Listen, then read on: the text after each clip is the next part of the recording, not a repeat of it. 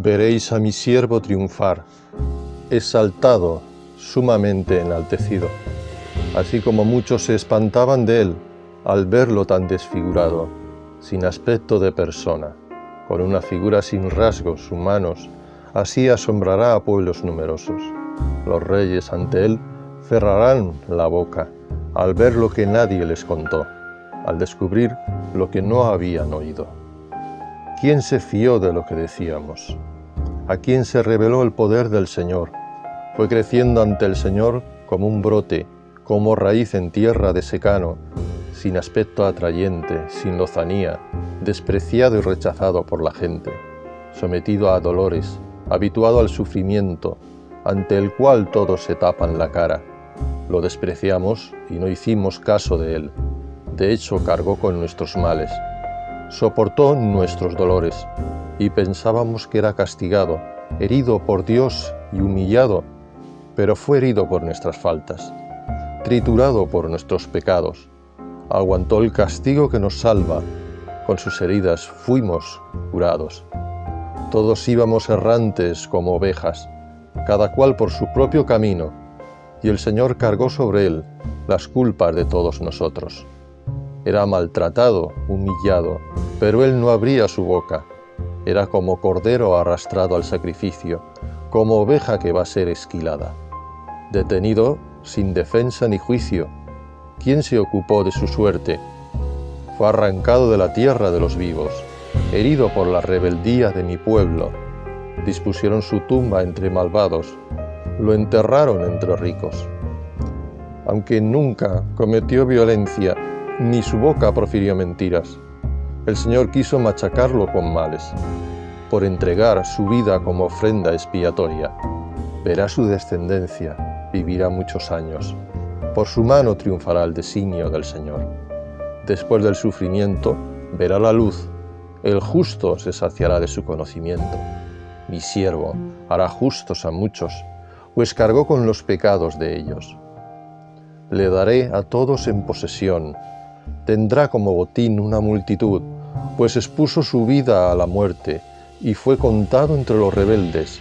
Cargó con las culpas de muchos e intercedió por los rebeldes.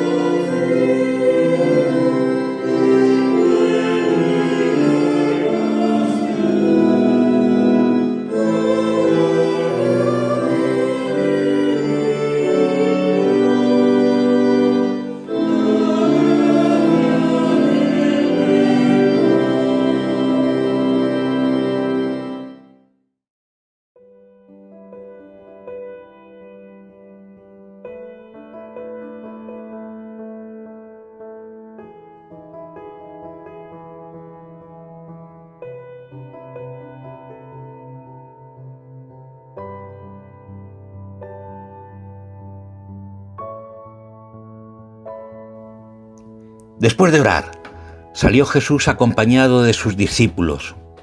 Pasaron al otro lado del torrente Cedrón y entraron en un huerto. Este lugar era bien conocido de Judas, el traidor, ya que Jesús acudía frecuentemente a él con sus discípulos. Así pues, Judas tomó consigo un destacamento de soldados y guardias puestos a su disposición por los jefes de los sacerdotes y los fariseos, y se dirigió a aquel lugar. Además de las armas, llevaban antorchas y faroles. Jesús, que sabía perfectamente todo lo que iba a sucederle, salió a su encuentro y les preguntó: ¿A quién buscáis? Ellos le contestaron: a Jesús de Nazaret. Jesús les dijo: Yo soy. Judas, el traidor, estaba con ellos. Al decirle Jesús: Yo soy, se echaron atrás y cayeron en tierra. Jesús les preguntó otra vez: ¿A quién buscáis? Ellos repitieron: a Jesús de Nazaret. Jesús les dijo: Ya os he dicho que soy yo. Por tanto, si me buscáis a mí, dejad que éstos se vayan. Así se cumplió lo que él mismo había dicho: No he perdido a ninguno de los que me confiaste. Entonces Simón Pedro, que tenía una espada, la desenvainó e hirió con ella a un criado del sumo sacerdote, cortándole la oreja derecha. Este criado se llamaba Malco. Pero Jesús dijo a Pedro: Envaina la espada. ¿Es que no he de beber esta copa de amargura que el Padre me ha destinado? La tropa, con su comandante al frente, y los guardias judíos arrestaron a Jesús y lo maniataron.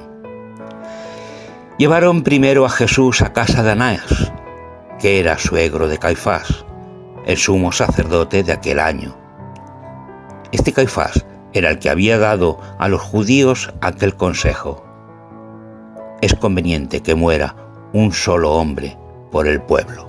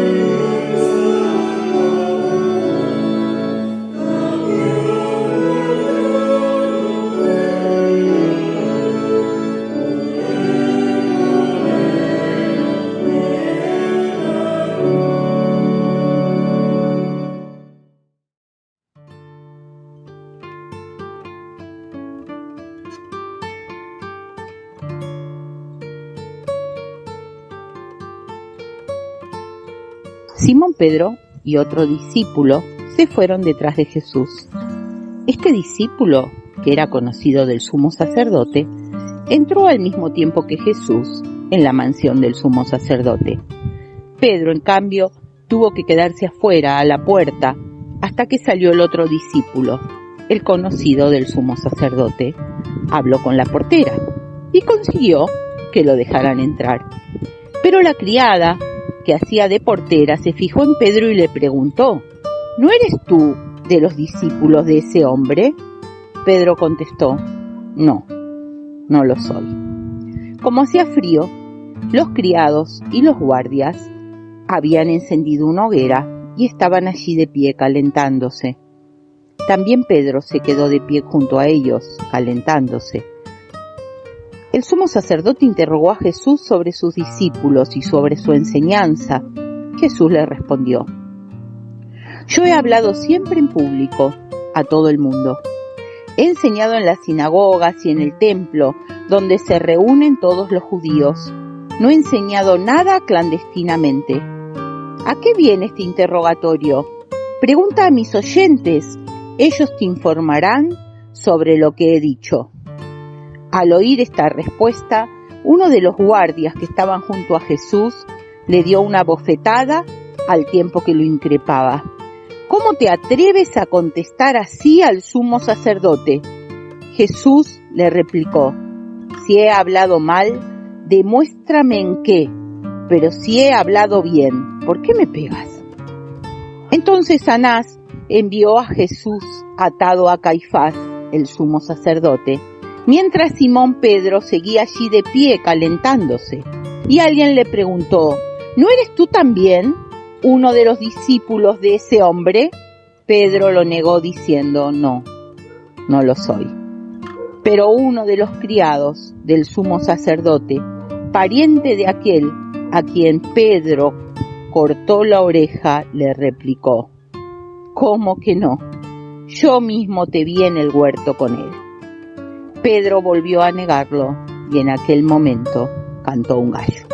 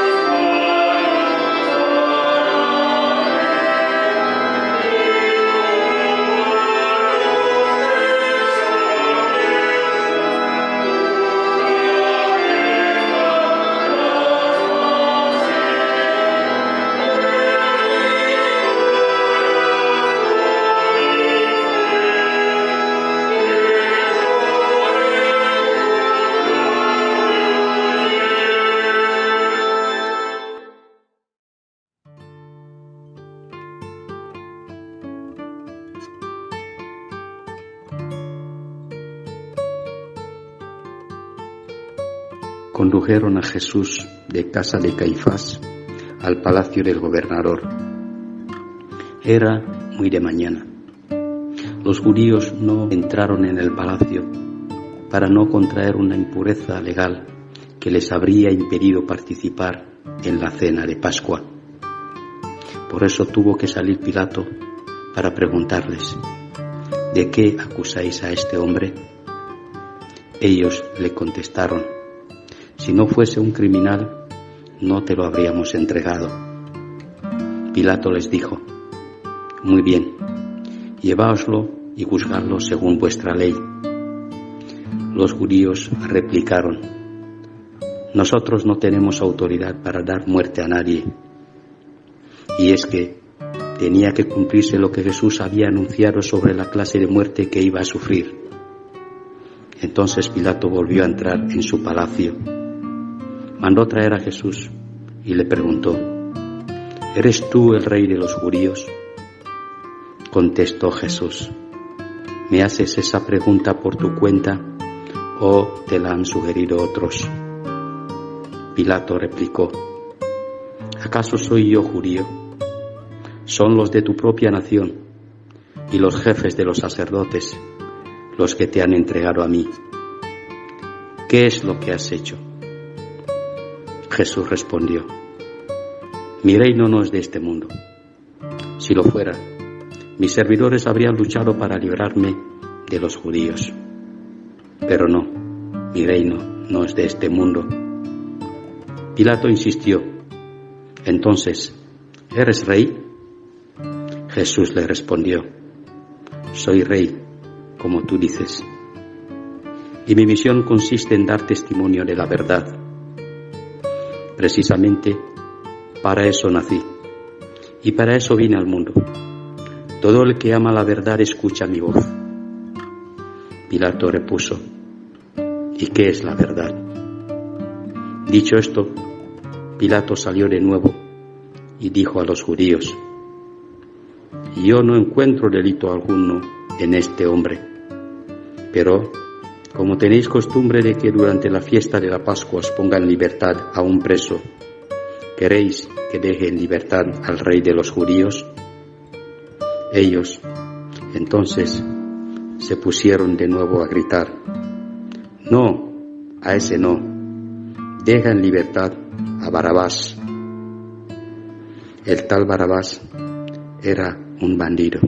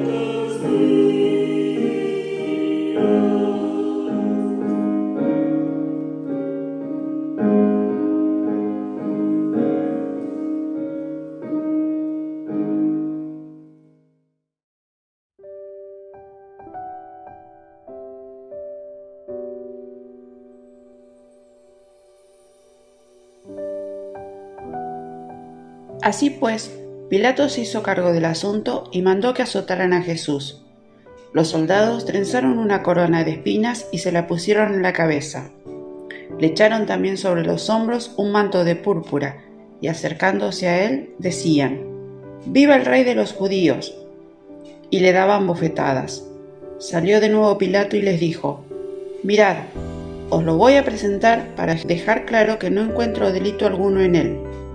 Salió pues Jesús llevando la corona de espina y el manto de púrpura. Pilato les dijo: «Este es el hombre». Al ver a Jesús, los jefes de los sacerdotes y sus esbirros comenzaron a gritar: «¡Crucifícalo! ¡Crucifícalo!». Pilato insistió: «Tomadlo vosotros y crucificadlo, yo no encuentro delito alguno en él». Los judíos replicaron: «Nosotros tenemos una ley, y según ella debe morir, porque ha querido hacerse pasar por hijo de Dios». Al oír esto, Pilato sintió aún más temor. Entró de nuevo en el palacio y preguntó a Jesús: «¿De dónde eres tú?». Jesús ni siquiera le contestó. Pilato le dijo: «¿Cómo? ¿Te niegas a contestarme? ¿Es que no sabes que tengo autoridad tanto para dejarte en libertad como para hacerte crucificar?». Jesús le respondió: no tendrías autoridad alguna sobre mí si Dios no te la hubiera concedido. Por eso, el que me ha entregado a ti es mucho más culpable que tú». Desde ese momento, Pilato intentaba por todos los medios poner a Jesús en libertad, pero los judíos le gritaban: «Si lo pones en libertad, no eres amigo del emperador. El que pretende ser rey se enfrenta al emperador».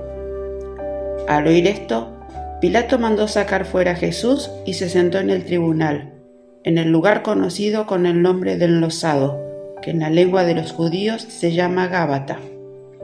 Era el día de preparación de la Pascua. Hacia el mediodía, Pilato dijo a los judíos: «Aquí tenéis a vuestro rey». Pero ellos comenzaron a gritar: «Quítalo de en medio, crucifícalo». Pilato insistió: «¿Cómo voy a crucificar a vuestro rey?».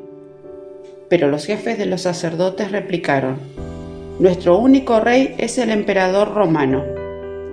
Así que, al fin, Pilato se lo entregó para que lo crucificaran.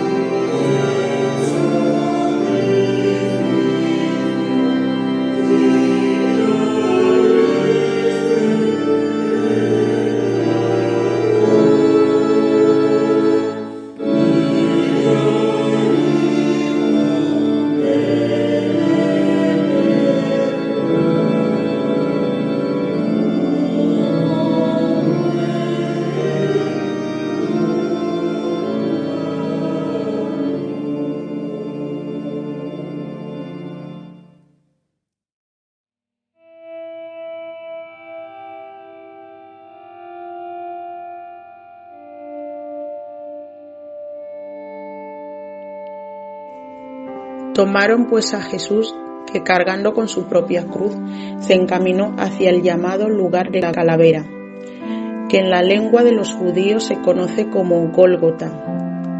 Ahí lo crucificaron, y con él crucificaron también a otros dos, uno a cada lado y Jesús en medio. Pilato mandó poner sobre la cruz un letrero con esa inscripción: Jesús de Nazaret, el Rey de los judíos. La inscripción fue leída por muchos judíos, porque el lugar donde Jesús había sido crucificado estaba cerca de la ciudad. Además, el texto estaba escrito en hebreo, latín y griego. Así que los jefes de los sacerdotes se presentaron a Pilato y le dijeron: «No pongas el rey de los judíos», sino este hombre dijo: «Yo soy el rey de los judíos». Pero Pilato les contestó: «Que quede escrito lo que yo mandé escribir». Los soldados, una vez que terminado de crucificar a Jesús, tomaron sus ropas e hicieron con ellas 4 lotes, uno por cada soldado. Se quedaron también con la túnica, pero como era una túnica sin costura, tejida de una sola pieza de arriba abajo, llegaron a este acuerdo: «No debemos partirla. Lo que procede es sortearlas para ver a quién le toca». Así se cumplió el pasaje de la Escritura que dice: «Dividieron entre ellos mis ropas y echaron a suertes mi túnica». Eso fue lo que hicieron los soldados.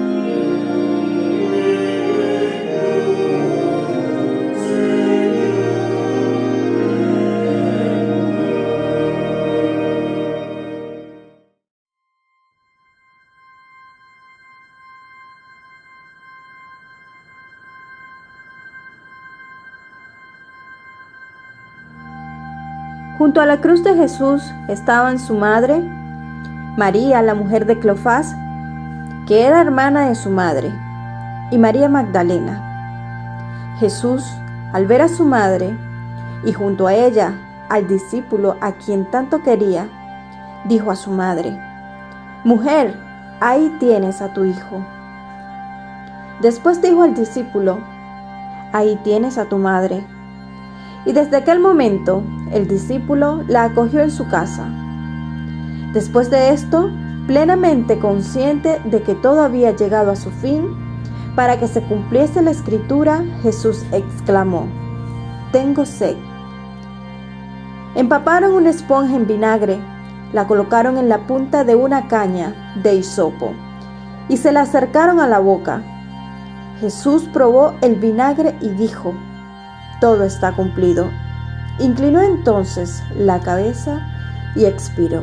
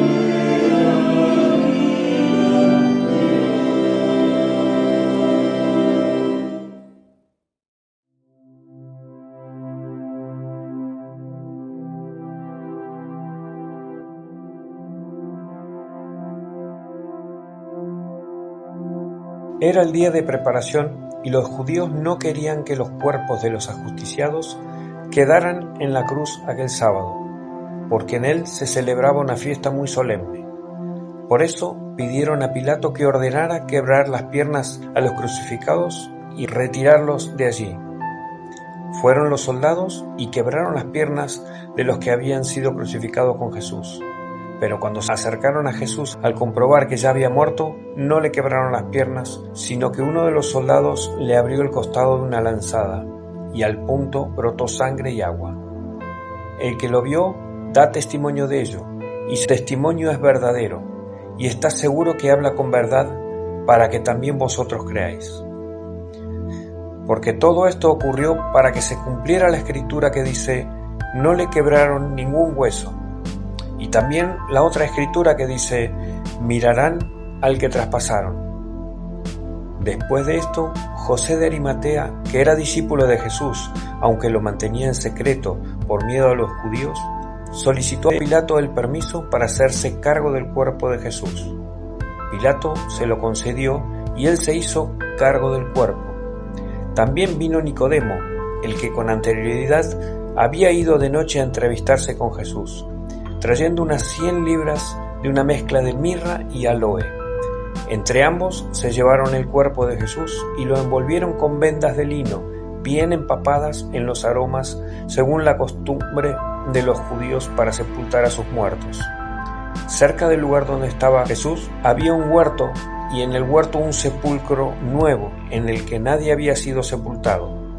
Y como el sepulcro estaba cerca y era para los judíos el día de preparación, depositaron allí el cuerpo de Jesús.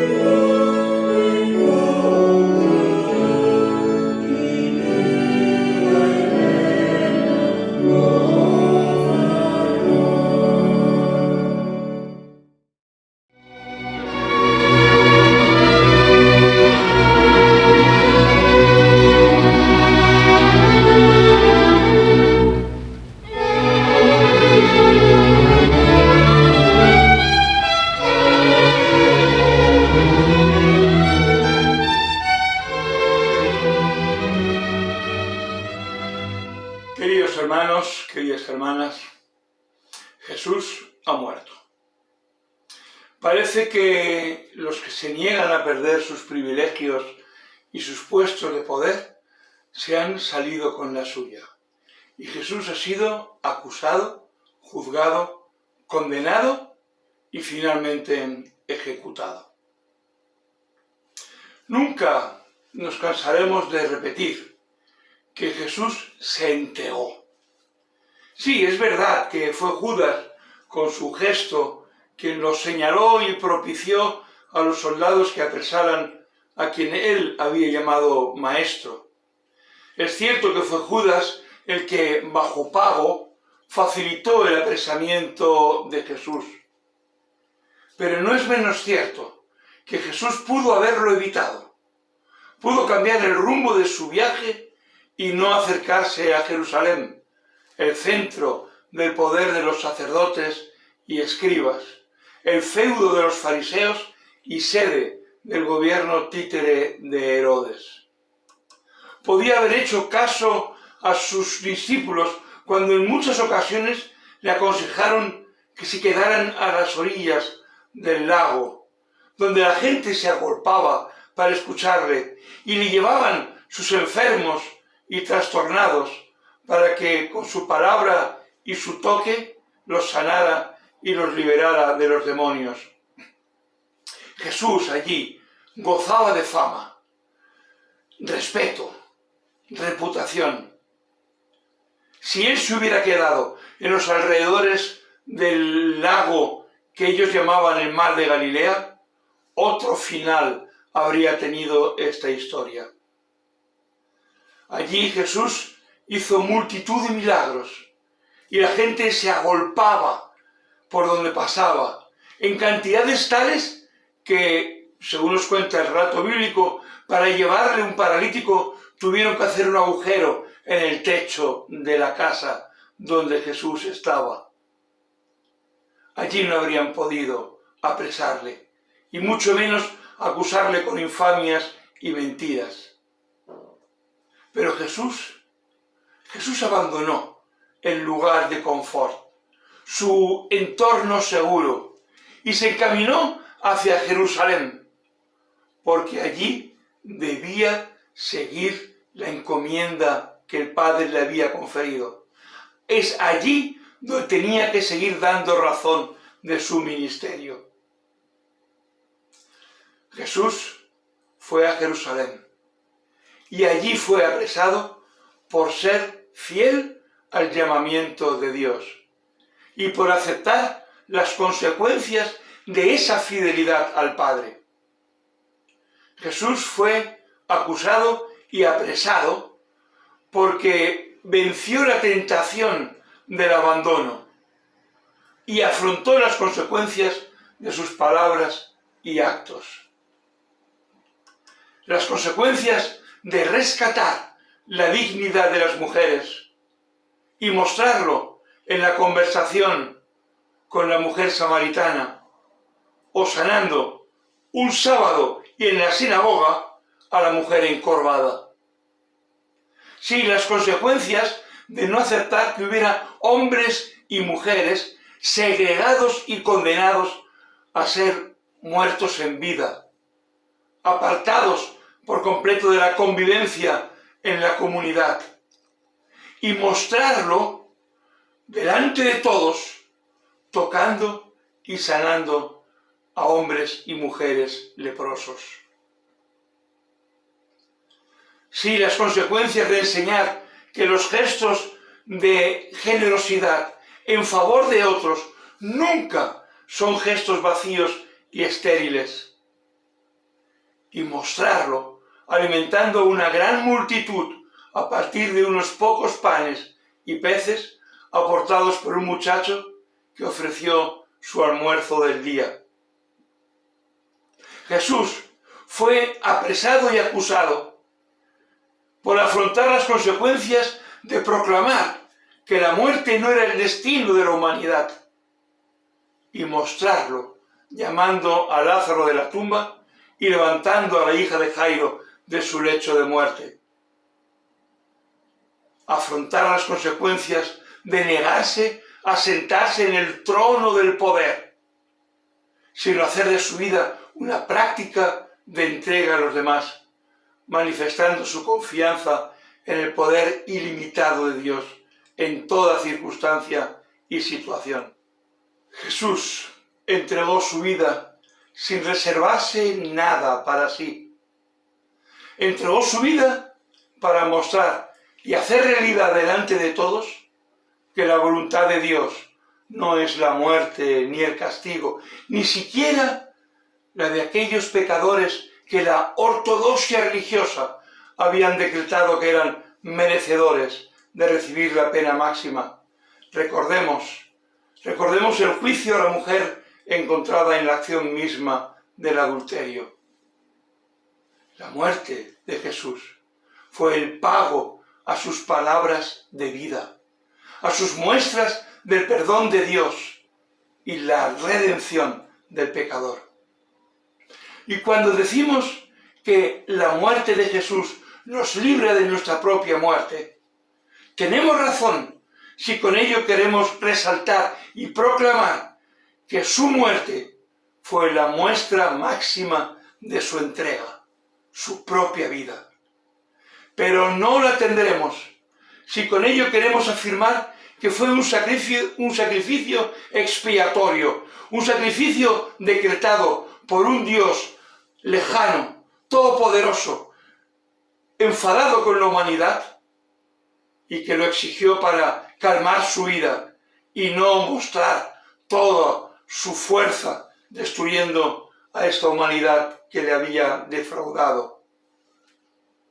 No, la muerte de Jesús no fue un sacrificio exigido por el Padre, no fue un sacrificio expiatorio, porque no es la muerte quien nos salva, sino su vida entregada. No es la muerte quien da sentido a la vida, sino el vivirla en la entrega a los demás, el vivirla en fidelidad a Dios y en el amor a todos nosotros. Por eso tenemos la cruz vacía, porque la muerte no venció, ni da respuesta alguna a la pregunta sobre la salvación. Por eso podemos hacer nuestras las palabras de Machado, el poeta que no quiso cantar a ese Jesús del madero, sino al que anduvo en la mar. Por eso podemos hacer nuestras las palabras del poema, que a continuación leeremos. Poema que nos plantea preguntas que en ocasiones podrán hacernos sentir algo incómodos, algo inquietos, porque son palabras que nos desafían a no hacer de la muerte de Jesús un acto de redención por excelencia, sino a mirar su muerte como la muestra suprema de amor de quien entregó toda su vida, de quien no quiso traicionar a Dios, a la humanidad y a sí mismo. Y por ello afrontó, con esperanza en la promesa del Padre, la liberación de la propia muerte y la victoria de la vida. Solo así podremos esperar la respuesta liberadora de Dios, la respuesta salvadora prometida por el Padre, porque la salvación no está en la muerte, sino en la resurrección prometida y esperada. Hoy no es un día de homenaje a la muerte de Jesús, sino un tiempo para esperar la victoria de la resurrección. Leeremos el poeta del pastor puertorriqueño Jorge Daniel Zylstra y afrontaremos los desafíos de preguntarnos por el significado que tiene para nosotros la muerte de Jesús y dar gracias, muchas gracias a Dios por la promesa de la resurrección, por la promesa de la vida. Amén.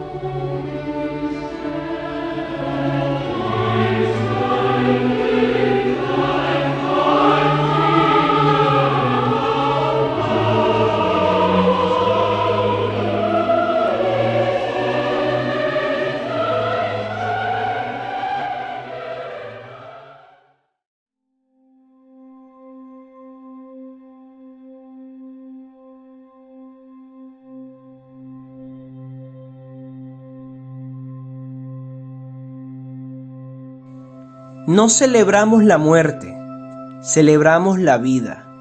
No celebramos la cruz, celebramos la victoria.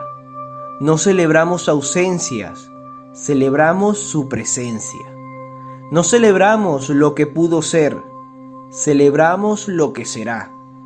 Toda vez que Jesús vive y reina, toda vez que el Maestro resucitó, toda vez que se hace presente, nace la vida, la alegría, el sentido y la esperanza. Cuando nos amamos, cuando ofrecemos nuestra vida y nuestras manos al servicio del prójimo, cuando construimos relaciones y un mundo con lugar para todos, sin barreras, sin exclusiones, sin límites, como el amor de Dios, Jesús se hace presente y resucita la vida.